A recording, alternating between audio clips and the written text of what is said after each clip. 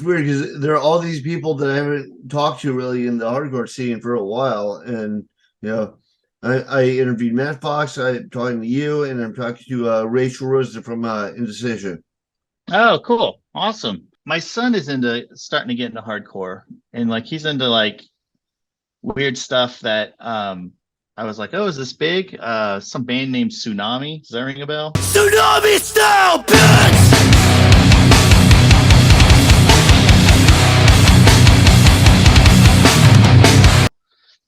No, see, you're like me. So I was like, oh, what is this? So it's called Triple B Records, and it reminds me of Triple Crown Records. It's almost Yeah. identical, like it's like a parallel universe, to where it's Yeah, just kind of I'm like an old fart. It's like I like the stuff I like, and it's kind of hard for me to get into a lot of new bands. yeah. Mainly I like when like bands go on tour, and I really liked them back in the day. I'm like, holy shit, they're still as good as they were back then. Like Deadguy. Yep. Yeah, totally. Totally. Yeah. I saw this year that Earth Crisis is doing the All Out War reunion, the 30-year-old All Out War, and playing all that old stuff. And I was just like, I'm not a straight edge guy, but like I would totally go see that, dude. I saw Earth Crisis back in like 90, I don't know, 94 or something. And I remember the singer had a shaved head. Yeah. He was kind of skinny, but he was tall. Carl, that's his name, right? And Yeah, Carl Buechner, yeah. I remember he like in the middle of singing, he stopped to give us like a 10-minute lecture on the Sea Shepherds. Oh. Yeah. That sounds like the 90s. But all right, so let me introduce you, and we'll start this thing. So I know you're a family man. I don't want to keep you here all day. So all right, this is Dan Henk. This is Skull Sessions podcast, and my guest today is the amazing Sean Ingram, the singer for Coalesce. And Sean, let's just talk a little bit about your story. Yeah. So how far back we going? We're going back to We'll music, go right? back to the beginning, like not when you were born, but like when you started in the hardcore scene. Yeah. So I always say the same thing. Uh Music for me started sorry, turning off so we're not getting dinged all day. I'm on my work computer. Music for me, punk, hardcore, everything went back to skateboarding, went back to skateboard videos.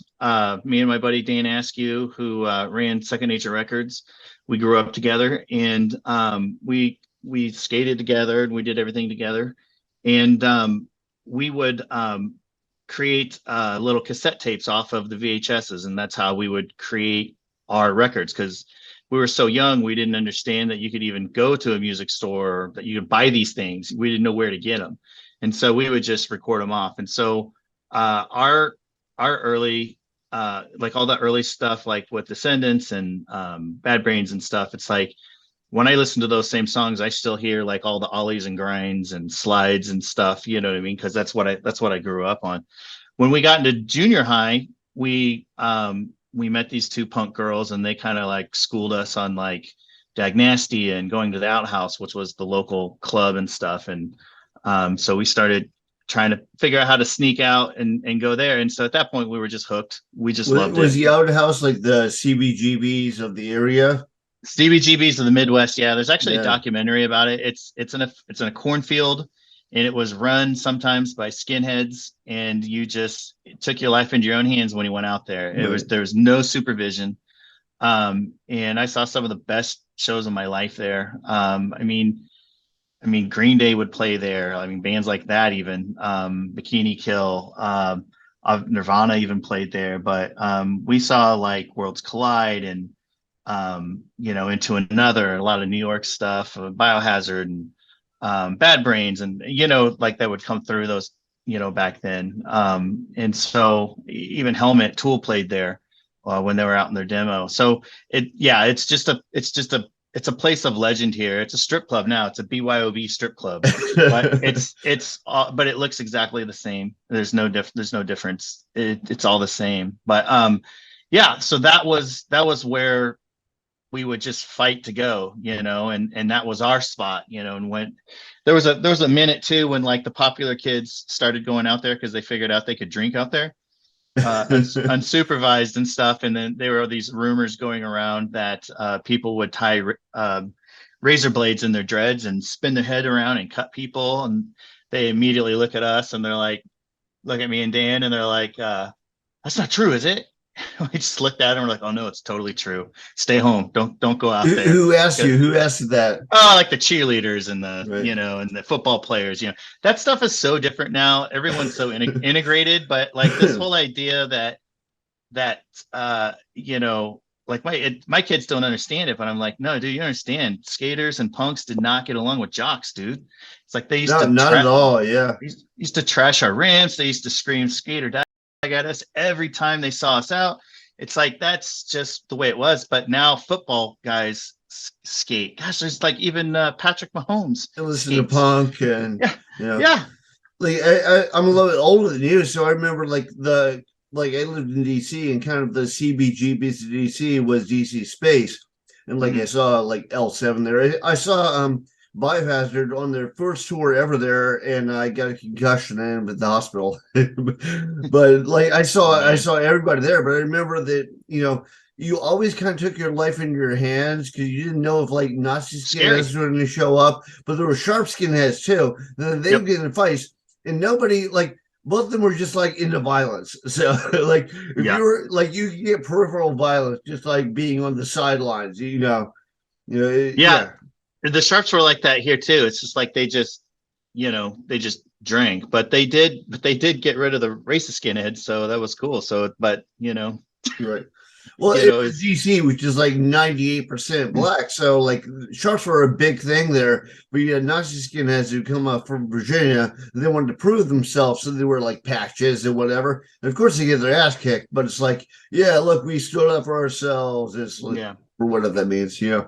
We don't, I mean, white supremacy obviously has manifested in a much more mainstream way, lately. But like, we don't even see that anymore, and then like, during the Trump years, there was a lot of, because we're a real liberal town. It's a college town in Lawrence, Kansas is where I'm at. The big trucks with the flags and the Trump flags, Trump is Rambo and all that stuff. They would do this kind of weekly thing where they would disrupt downtown life by like kind of like running the main strip and yelling obscenities and stuff like that, and it kind of blew my kids' minds. They're just like, what is this? I was like, this is kind of, I guess, this generation's, skinheads, you know what I mean? It's like, it used to be like, in the, at the shows, you know what I mean? And but now it's just like, it's just spilled out into the mainstream, it's like, Kansas is a free state, and we still have like people like flying the stars and bars and stuff, and it's just like, man, that's one state over, but it's bizarre, but we don't see the skinheads really anymore. But I have a feeling if they did, I think my kids would have probably a meltdown, you know what I mean? It's like, because they hear about it, you know what I mean? So but they don't know what they would do if they're in that situation, it's like when I saw skinheads, I didn't go, I mean, a little kid, I didn't go start a fight with every skinhead, even though I knew what they were doing was bullshit, but I think all kids today that I am around have this fantasy that if they saw that they, they would do something. I'm just like, that's not how beatdowns work. You know what? I had my nose broken 3 times by Nazi skids. I got jumped. I remember passing out at a party, and like I wake up and there's a guy on top of me just punching me in the face. It's like, I don't know. It was like it seemed like it was a more violent era. It's like if you saw a Nazi skinhead, you were supposed to fight him on the spot, Yeah. Although sometimes there'd be like 5 of them. There's one of you, they're twice your size. But let's not spend the whole podcast on Nazi skids because they're definitely not worth it. Okay. But So we came from the same school, basically, right? Of music. Right. So I moved out. I graduated high school, moved out to Syracuse for a couple months, just because I was so absolutely enthralled with that music scene, and ended up moving back home. Got hungry, moved back home, and then just started focusing, just like on my life. Like, what am I going to do? What kind of trade or what am I going to do? And then some guys were just like, hey, remember when you were in that straight edge band? Do you want to sing for a tryout for our band? And I did. And it ended up being Coalesce. So I didn't think anything of it. They actually had a rapper as a vocalist. Like Really? they were doing hip hop. Yeah. The original drummer of Coalesce, the guy Jim Red, who played in on the 7-inch, he was very much he's a real eclectic dude. Wasn't like a hardcore dude. He was just like a guy from the rich part of town that was good on drums and was friends, that type of thing. And again, Kansas is real different than like other big cities back then. Now Kansas has like a real huge music population, but back then it's like you were looking in the suburbs for kids that had like-minded sensibilities, and would want to start a heavy band. So the drummers was the hardest. So I joined the band with them, and then it immediately started evolving into like a hardcore band. And that's where I kind of learned how to use my vocals and develop, the sound, that my scream has. And so, so I wasn't expecting anything. It was just something to do while I worked at Sam's Club and was, getting my life together. It soon changed because, people were like, wow, your band's good. Do you want to do this tour? And those things weren't even on. I mean, no one even considered those things, So then, nobody thought we'd make money off this stuff. Well, we never made money, but like, we were lucky to get $25-$50 gas money, right. That type of thing, and so the money thing didn't happen until like the very, very, very last leg of the band. Well, I'm not saying you're making Metallica money, but well, just to eat money. Yeah, I mean, the reason I started my business is because I own a screen print and e-commerce business, and the reason I do that is because we couldn't eat, so we had to figure out how to screen print our own t-shirts, and that's how we were able to level up from bringing a bucket of peanut butter with us to eating bean burritos. Like we thought we were awesome, hot meals every night, the 69 cents or whatever they were back then. And so yeah, I mean, that to me, the thing was just such kind of like a fluke. Like, I mean, we're in Kansas City. Who would have ever thought that like someone in the East Coast or the West Coast would hear from us? You know what I mean? But then all of the bands in the Kansas City area started hitting, the Get Up Kids, the Anniversary, Boys Life, gosh, then Paw, then all of a sudden like Kansas City was, had eyes on it, and and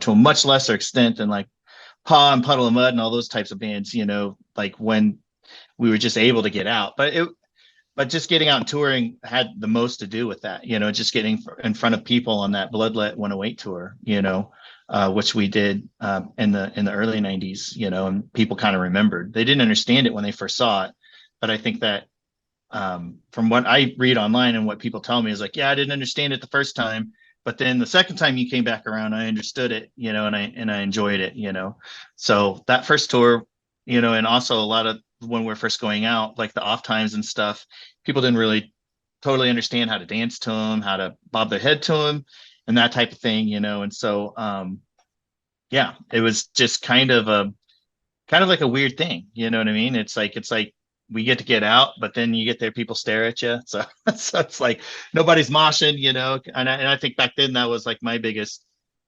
thing, is like, yeah, we want to play, and I want it to look like Mouthpiece videos that I saw from like Detroit Fest or whatever, you know what I mean? But that was, that didn't happen a whole lot because it's just the vibe was different, obviously. Well, I mean, it's also kind of a cop out, but it's like, anybody that sounds way different that doesn't immediately strike, usually those are the people that are breaking boundaries is going to be awesome. And I remember when I first heard you guys through Very Distro. Yeah. This is Johnny. back before, I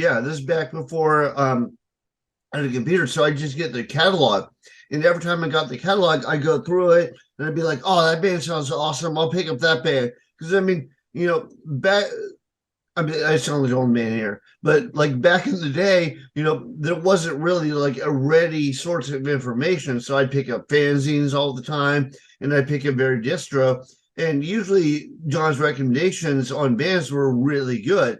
And I Yeah. remember he was talking a lot of the great stuff about your band. You know, he was like mentioning all sorts of dynamics and everything. And by that point, I was a big fan of Deadguy, so I was like, this sounds like right up my alley. So I remember picking up it, and I was blown away by it. Oh, that's cool. That's nice to hear. Yeah. We used to find bands by looking in the thinks list and being like, who are the bands? Like, what bands are youth of today thinkings? You know, Slapshot. Who's that? Let's go get their Right. record. So that was that was our little how to in the Midwest to figure out, you know, like what bands, you know, to look next. It's so it's so incredibly easy now. I mean, it's just like it's almost too much, you know. It's just like I'm really terrible. It's like first 3 seconds, I don't like the tone of the vocals, boom, done. If I don't like this drum beat, boom, I won't give it another listen. But back in the day, I would, you know, you didn't have a lot, so you gave it more of a chance. So I think bands have it harder, you know, to stand out. You know what I mean? Yeah, It's like no, definitely. Then you you got to kind hook them. of you could listen to the whole thing, like you listen to a whole song, and like some songs, like especially back in the day when a lot of hardcore bands were like playing around. I thought they were really creative, like right around the early, well, kind of like the mid to late '90s, like the early 2000s. You know, and you had like Red Roses for Blue Lady, and you had like a New Day Rising, and like all these people. So they started with like kind of hush tones, like Poison the Well, and then they kick in, you know, but it didn't feel like a generic pattern. See, like when you listen to it at first, you're kind of like, what is this? But then you have to like let the whole thing progress so you kind of get a feel for it. Yeah, yeah. No, you're right. And I'm the worst. I'm the worst at just going away, you know, because it's so easy. No, I'm done. Right. But I mean, you know, I don't listen to a ton of heavy music, new music, you know. But a buddy of mine, Josh, he's been sending some stuff to me, and some things I've been like, okay, all right, I get this. You know, this is really well done. You know, and I'll discover some new stuff. But I'm like you, I have my favorites. You know, the funnest thing really to do is to, you know, I got a son who's 16 and he's into this stuff, and so like sharing things with him, I'll be like, oh, you ever heard of this? And he's like, you should listen to this. Like, introduced him to Lifetime Jersey's Best Dancers just the other week, and he's like, "Oh, this is cool. I didn't know this existed." It's like, "Oh, tons of stuff you don't know exists," you know. Does But it make you listen to mumble rap and like Drake and stuff like that? no, he's into like really weird rap as well. It's crazy. He has real eclectic taste, you know, real good taste, and then he'll get into all sorts of cool like metal bands and heavy metal bands and metalcore and all that. And then the rap stuff that he's into, I've never heard of, and I've had gone to a couple of the shows like Destroy Lonely is one of them, and I don't know if you know what I'm talking about, but it's just kind of like it's real similar to hardcore. They just it's basically it's auto tune, and then Okay. they have a build up, and then they just start jumping up and down, screaming just like hardcore, even though the music's like beep beep boop boop tee tee It sounds like it'd type be music. interesting. I mean, most of Yeah, the rap that I really like is like early Wu Tang and stuff. But like, I'm old. That's yeah, I dangerous. know, super different.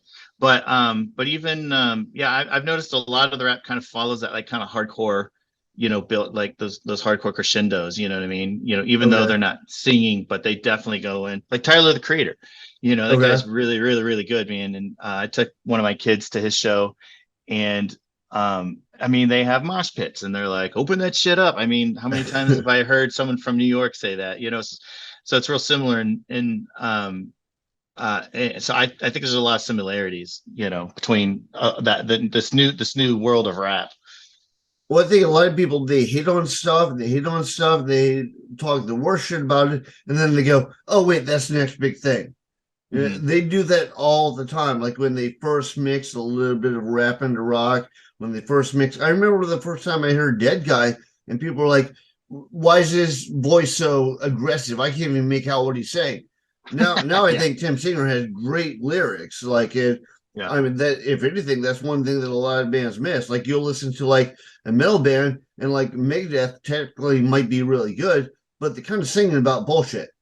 Yeah. Whereas, Yeah. like, if you listen to Tim Singer, like, it sounds like a well-crafted story that he's telling you. Yeah, it's got something to say. Yeah. Well, and I think that's what was always so cool about hardcore in general. You know what I mean? That it was, it wasn't just posturing. You know what I mean? It was like this is our life, and we're singing about our life. Right. Yeah. So yeah, that's what always appealed to me about it. Like, I remember when you guys were doing the technical complexity thing, like, a lot of people weren't doing that at the time. Like, there was Deadguy. I remember you guys came out, and a little bit after you, bands like Dillinger that were hyper technical came out, but that really, like, the whole off time signatures and everything wasn't really a thing. And it seems like there was a decent amount of feedback. I don't know if you guys got a lot of feedback about that, but it seemed like there's a decent amount of feedback, like what is this? And then after a little while, it was like, oh, well, that's the new thing that everybody was trying to replicate it, but obviously they couldn't do it as well as, like, the originators of that style who, were already masters at it. I think that really came from Jess and Jim, because I think that they liked the intensity of hardcore, but they were also really proficient players and writers, and so I think that they got that from jazz and other prog metal, back from the 70s and stuff, and they wanted to incorporate it in there. That's my understanding. From my perspective, it ruined how I, as a person who doesn't know anything about music, counts. Because when they would do a 4/4, I would always be trying to put a 5/5, vocal arrangement on it, because it's just how I learned. But yeah, no, you're totally right. When, like I mentioned earlier, on that first tour we went out with Bloodlet, like, it was, people just kind of stood there, and we always had this joke that people would, like, and then they would, like, stop, and then oh, there it is, they'd bob their head again, and then, like, on the fourth beat they'd kind of stop, and they're like, oh, I'm lost, and then, oh, they'd Like, hit it trying again, their best to get into it, but they Yeah, weren't yeah. sure. Yeah. Yeah, totally. And so we saw that for years when we first started playing, and that was always kind of like an inside joke. It's like, you guys notice that people are trying to bob their heads to it, but they can't. And it was kind of new. Now it's nothing. You know what I mean? Everybody knows how to hit it. Mainstream music lovers. I was at a Tool concert, and there's one especially difficult time signature that they use on one of their thing, and, like, people were, like, screaming it in unison and pumping their fists to this off time. It was pretty fucking awesome to see, that this really difficult thing that these guys wrote, that, it's just normal now. When Earth Crisis came out, I mean, they blew people away, and there's a million Earth Crisis bands, that tried to imitate what they did, and so on and so forth. So I don't know. I think that's just how things evolve. I hear, like, I listen to some of these bands that my son are listening to that are brand new, and some of them I'm just like, yep, that's Mouthpiece, yep, that's Snapcase, yep, that's right. This band, but then every once in a while he'll play something, and I'm like, all right, this is fucking awesome. Mind Force.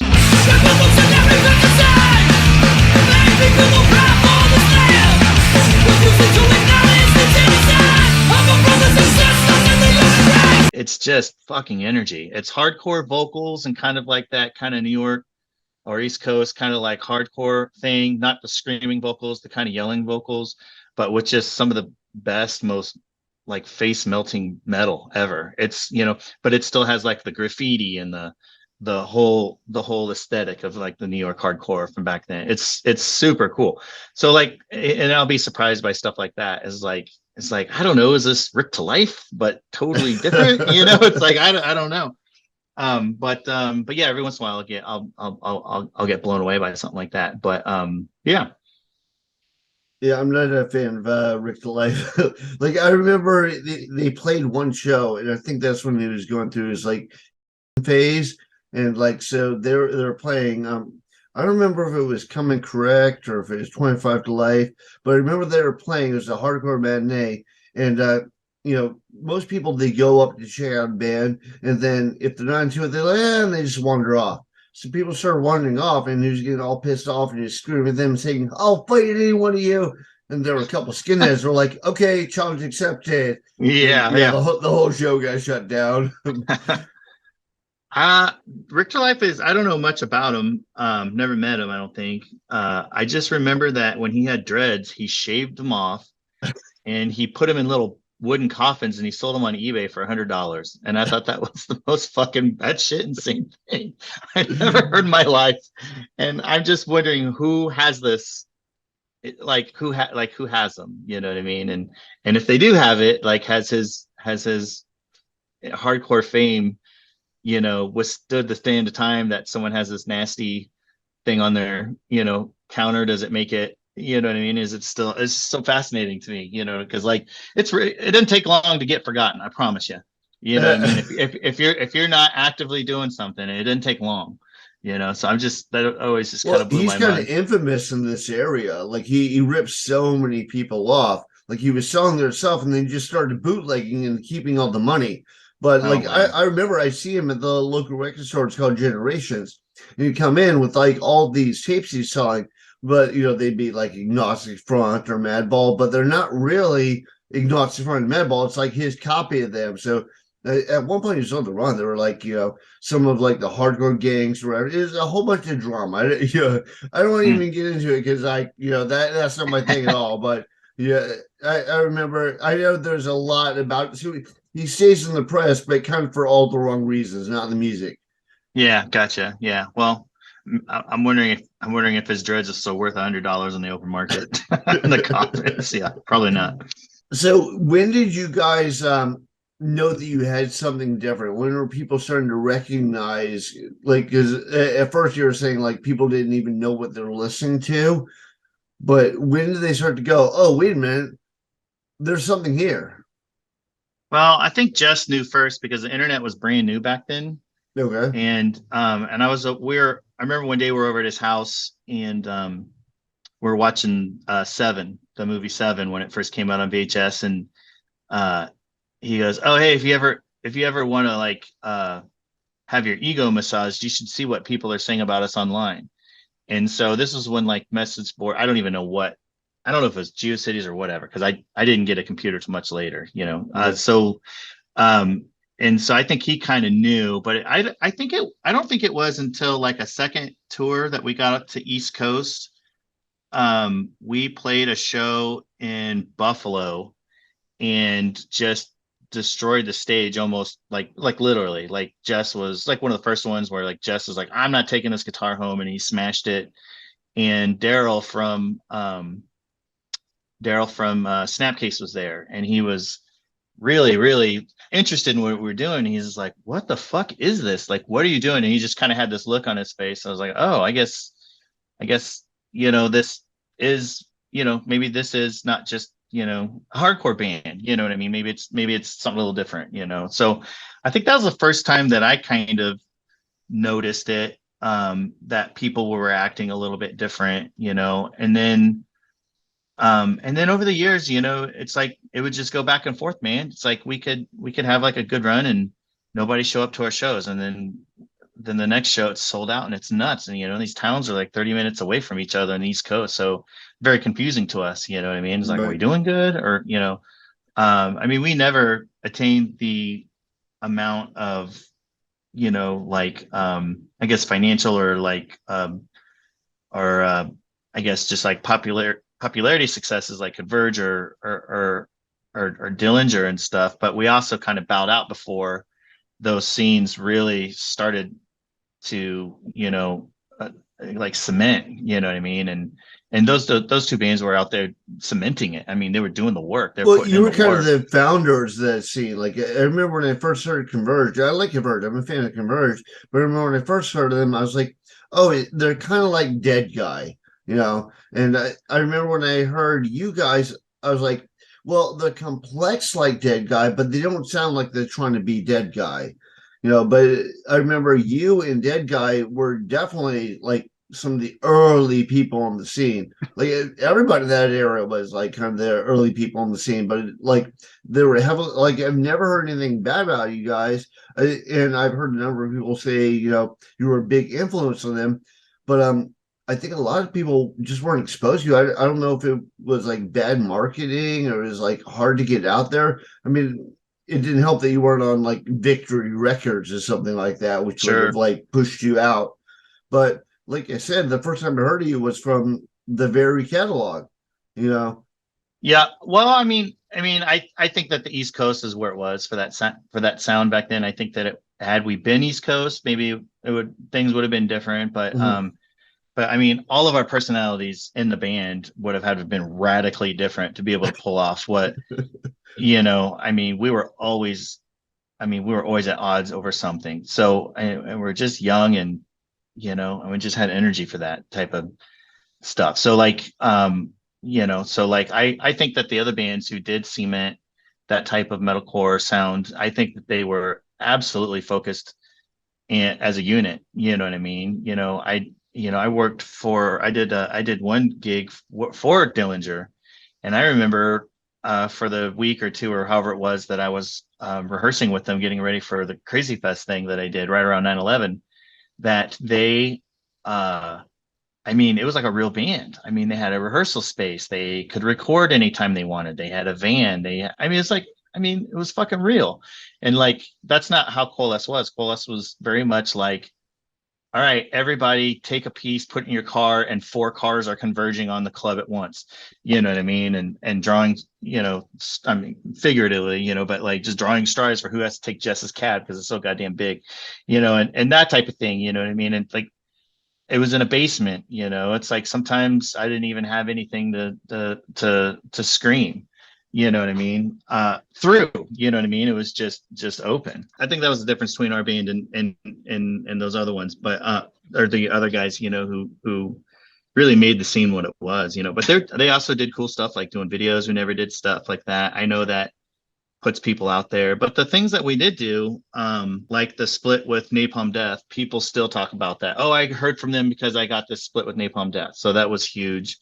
And then, and I think that when we put our record out, the 012 on actually you did the cover for, put that out on Relapse, that was the record that like had we been touring and stuff, that would have been a different story for us as well. Cause that was a story that was the record that like people really, like the larger metal audience like remembers. That's their Right. first one. Hardcore kids remember Functioning on Impatience, but like the metal guys are like, no, it's 012. That's the first one.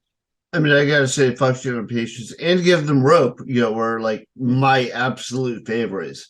You know, if I have to pick, if I have to like be on the desert island, but yeah, no, it was good stuff. So when you guys came out and you were playing and everything, when did you first start to get recognition? Was it that Relapse gig? Because before that, it seemed like, and how did you get the Napalm Death thing to begin with?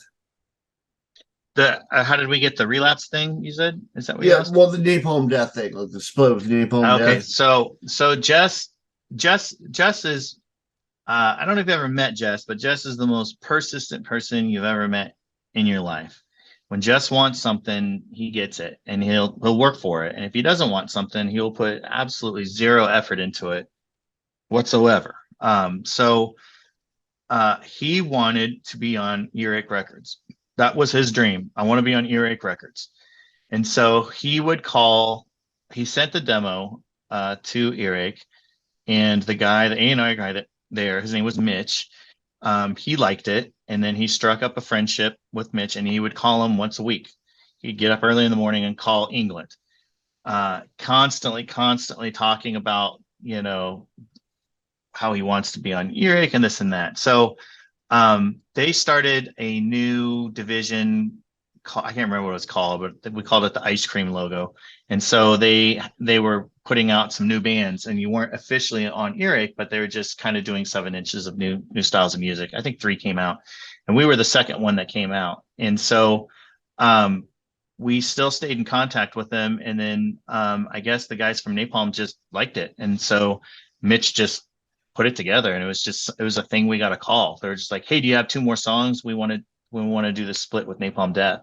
And I don't know how often they did that, but it was just this kind of totally weird thing that just manifested, by putting it out into the universe, and it happened, and it was just, he was just super persistent, and Mitch liked it, and that's how it came together. That's all it was, just constant phone calls from Jess. But you didn't have an offer from Earache where like we would assign you guys, we would have more from you guys.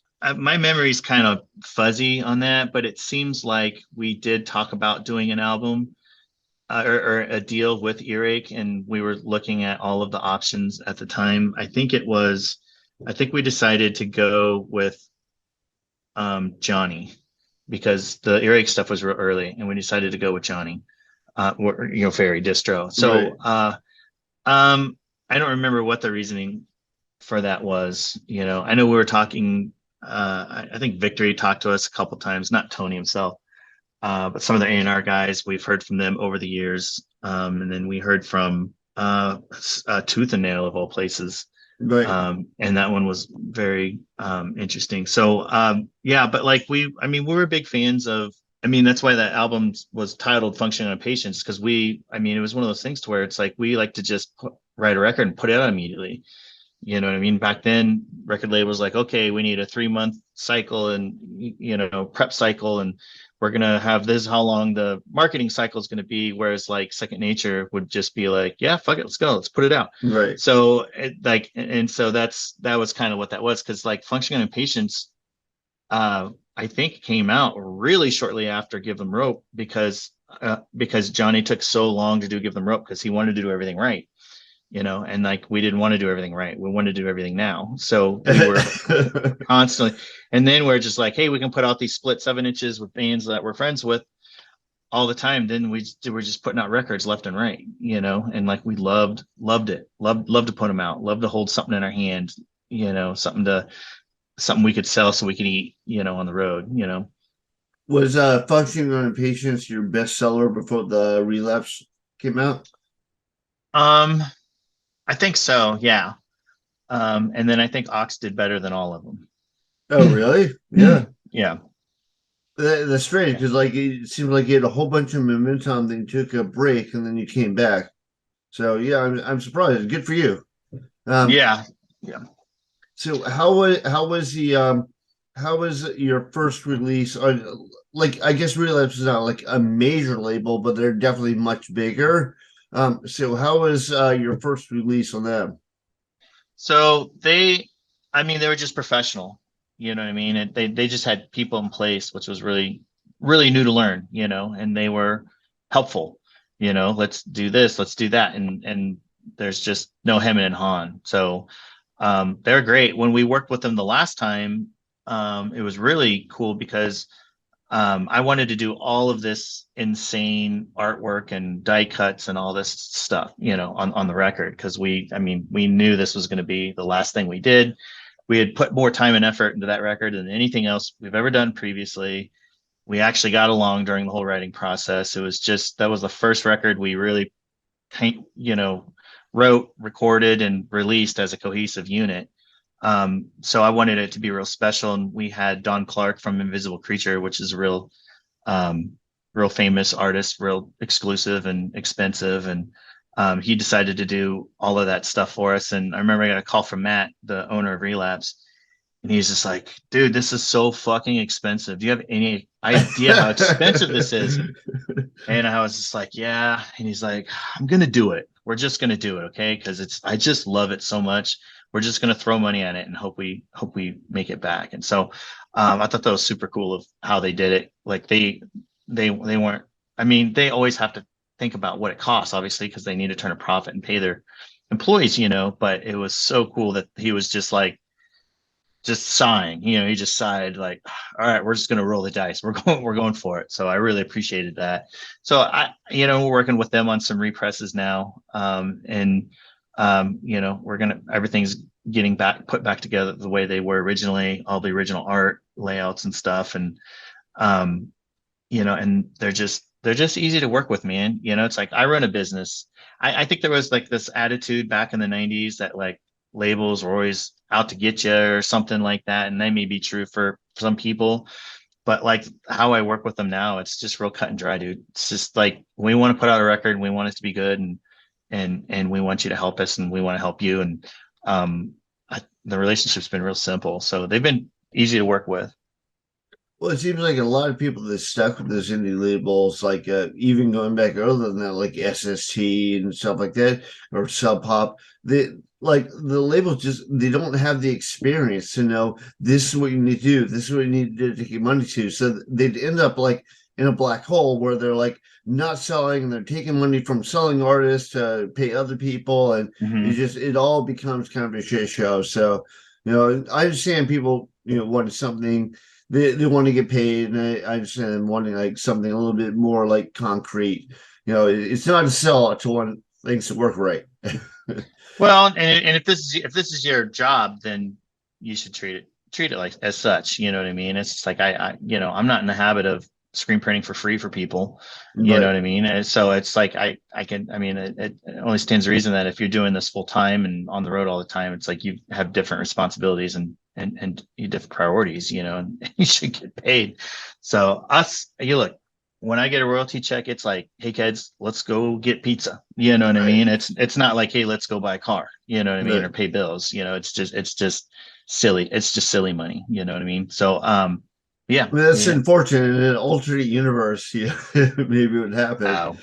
I think my kids enjoy the notoriety of me being in the band more than I even acknowledge it, because I was through the whole thing. I remember the fights. I remember your band sucks. I remember, the no shows, all that stuff, you know what I mean? But like history is like totally like glossed over all that, you know what I mean? When people start looking at a band as old as us, they're like, oh, I bet all of the shows were like that one video that's on YouTube that looks so amazing, you know what I mean? It's like, no, it wasn't. But no, that definitely happens. Like people have rosy glasses for hindsight. Yep, like I remember when I was first trying to break on the scene as like an artist and tattoo artist, I thought everyone hated me. Like people just talk shit about me all the time. And now I hear people that are like, oh man, you inspired me. I'm like, what? You liked me?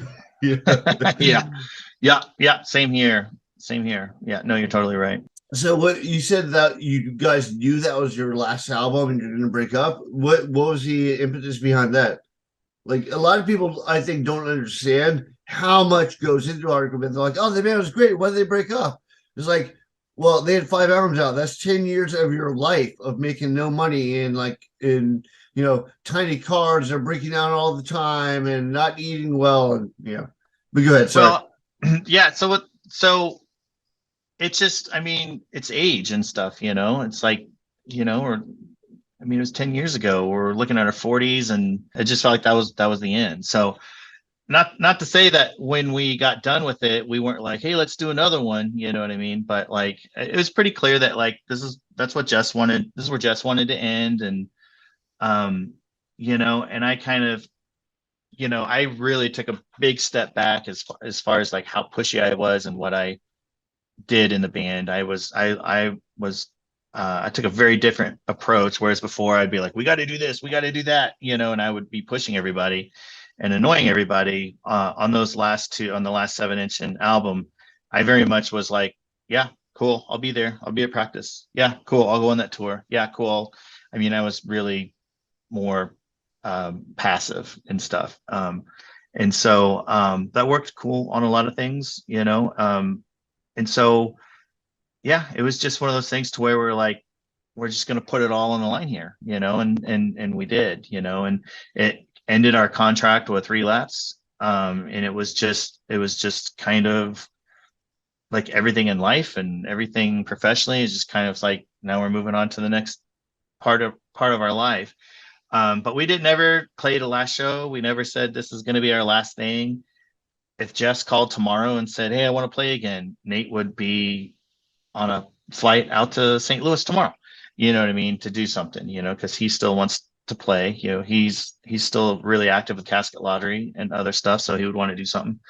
And I would probably just be like, let me know what's going on, you know what I mean? But like in general, it was just clear. It's just clear it was the end. What inspired you to reunite for the new album? Like there, it seems like there's a big gap. What was it, like 10-year gap, 20-year gap? Like it was a long It's like 10 time. years. Yeah, it's like 10 years. It was just called, just want to do it. Hey, I want to do this. Okay, that sounds like fun. Look, Coalesce is fun when Jess wants to do it. Coalesce Mm, is not fun when Jess doesn't want to do it. So if Jess wants to do it, he's going to put everything into it. Oh, I remember what it was. It was we got an invite to go to Europe, and okay. Jess said, I want to go to Europe. And then so as we start, so we got together to learn songs to go to Europe. And as we were doing that, he would just bring in new riffs and be like, because he just can't help himself. You know, he's a creative guy. And then we wrote the 7-inch Salt and Passage. And then when we got back from Europe, he was hyped and he said, "Fuck it, let's do another record." So we did. That's what started that. So I mean, anytime we get in a room, I think something happens, you know. And so yeah, What does he do now for a living? he's a professor of he. It's like a sorry, I don't know exactly what he's a professor of. It's something to do with religious studies um, that's rooted in Catholicism in Russia. And anyways, he teaches out at in St. Louis, and yeah, he's got big huge beard, looks just like a professor, the whole thing. Yeah. So yeah, so that's what he's doing. So he pops in once a year and we get together and you know have a drink or a bite or something like that. But yeah, he's not currently playing music. He's just completely focused on his profession. Let's talk a little bit about Blue Collar Distro because that's what you do now. Like, and I remember, I don't know if it's like the early days you starting that up. I was like, oh man, you guys got something, you know, and I ordered a shirt from you guys, and then like I just ordered from you like I don't know 3 months ago, but like ever since then I've liked your work. So Oh, what got thanks. that started? So that all rooted back to not having any money on the road, wanted to eat. So we started screen printing our own T-shirts to go on the road so that we could eat.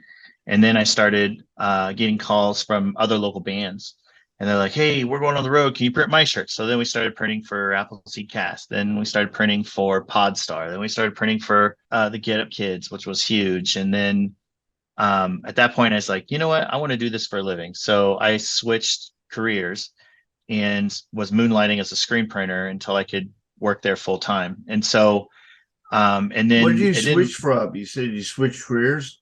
yeah, I'm a wallpaper hanger by trade. So, had a family business where we hung and stripped wallpaper, well, you know, which is really popular back then, but it's like now it's like it's real expensive and like not real normal for like middle class homes. Now it's just like accent walls and for like you know more expensive homes and stuff now, but because it's absolutely incredibly expensive to buy this stuff now. But anyways, yeah, so like I did that, and then I just moved over and into doing it full time, and it just grew gradually. It wasn't until Motion City Soundtracks was recording down the street at Black Lodge Studios, which was the record studio that Ed Rose and the Get Up Kids owned. And they just came down and they just walked in and they're like, "Oh shit, you got a screen print place. We need shirts for our tour."